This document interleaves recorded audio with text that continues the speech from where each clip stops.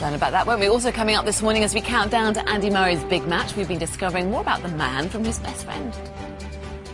St. Swithin's Day today, and if it rains, exactly, the director says. What happens if it rains on St. Swithin's Day? Forevermore. 40 days. Build an ark. Let's get the weather. But my garden needs it, but not 40 days. Yes, the garden's meaning. Helen, thank you. To get the rest of the day's news now, here's Helen. You too. Thank you very much, my lovely. You never let us down at home and say anything about his handicap other than it is one. Good news is you're going to stay with us all morning, aren't you? Because we're going to look at some films that you've been in, and also going to review some. You'd be forgiven that Eclipse the Third in the sun. Sister Danny's about to give birth. That's all very exciting, isn't it, for the Minogue family? And plenty more from Kylie throughout the programme. Now, it's also a big day if you didn't. Helen, Thank you very much so indeed. much for that. Talking about mum's breastfeeding in public now, Denise Van Outen says she doesn't like it, doesn't do it in places like restaurants and coffee shops. I mean, she gets papped half the time.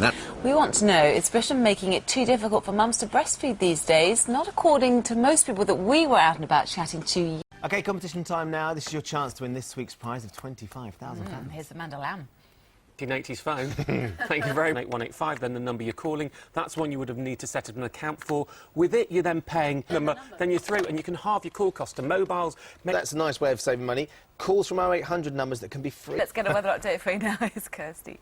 Yes, oh, they always get that wrong though, don't they? It's Americans and football. He They has just don't get it. amazing eyes when he looks at you like this. Yeah, so was that actually. On lower band for wages. We can't afford to go out and get drunk. The only thing we can afford is a cheaper bottle of wine on a Friday night between us. It's so common, isn't it? Also, SJ from Southampton says it's really the government's fault. They're the only people to blame. They say there has to be tighter laws. They have to do something with regards to the big supermarkets advertising drinks so cheaply. So more on that in a short while. Yeah, we're going to be talking to Dave Trott, who's an advertising executive, and Cindy Cottrell, who has suffered with binge drinking quite recently. We're going to talk about that in just a minute. Right now, we're going to find out what's happening where you are. One's field in North East. I work with young people, there's substance misuse issues, and yes, I agree that alcohol is too cheap and freely available. That's only half the problem. Parental attitudes, lack of boundaries are a massive part of the problem. Very emotive subject, isn't it? Now, you won't want to miss G&T with